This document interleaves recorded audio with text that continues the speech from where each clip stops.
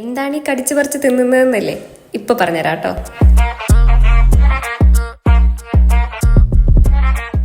Romance ഒക്കെ കഴിഞ്ഞ സ്ഥിതിക്ക് ഇനി നമുക്ക് എന്തെങ്കിലും കഴിക്കാം. അപ്പോൾ ഇന്ന് കഴിക്കുന്ന സ്പോട്ട് ഞാൻ വീഡിയോയുടെ ലാസ്റ്റ് ആയിരിക്കും മെൻഷൻ ചെയ്യാം. സോ ഫുൾ വീഡിയോ കാണാൻ വേണ്ടി മറക്കണ്ട. അപ്പോൾ ഇത് ഓരോരുത്തർ ഓരോന്ന് വെച്ച് ഓർഡർ ചെയ്തു. അപ്പോൾ ആദ്യം വന്നത് നമ്മുടെ ബീഫ് റിബും പിന്നെ പത്തിരിയുമാണ്. ഈ കോംബോ ആരും കഴിച്ചിട്ടുണ്ടാവില്ല, പക്ഷെ നല്ല ടേസ്റ്റ് ആയിരുന്നു. പിന്നെ ഇവിടുത്തെ പത്തിരിക്കൊരു പ്രത്യേകതയുണ്ട്.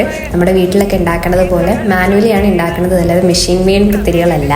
ആ പത്തിരിക്കുള്ളിൽ ഒരു ബീഫ് പീസ് വെച്ചിട്ട് കഴിക്കാൻ വേണ്ടി ആഹാ അന്തസ്.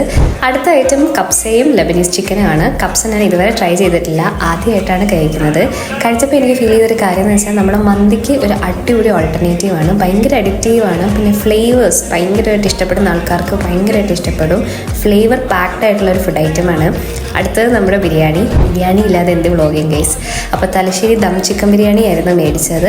തലശ്ശേരി ബിരിയാണി കഴിച്ചവർക്കറിയാം, ബിരിയാണി അരി എപ്പോഴും ചെറുതായിരിക്കും, പക്ഷേ ഇവിടെ നീള അരിയാണ് എന്ന് വെച്ചിട്ട് ഫ്ലേവറിന് ഒരു കുറവും വരുത്തിയിട്ടില്ല. കിടുക്കൻ ടേസ്റ്റ് ആയിരുന്നു, മസ്റ്റ് ട്രൈ ആണ്. ലാസ്റ്റത്തെ ഐറ്റം എന്ന് പറയുന്നത് നമ്മുടെ ഫ്രൈഡ് റൈസും അതുപോലെ തന്നെ ഡ്രാഗൺ ചിക്കനുമാണ്.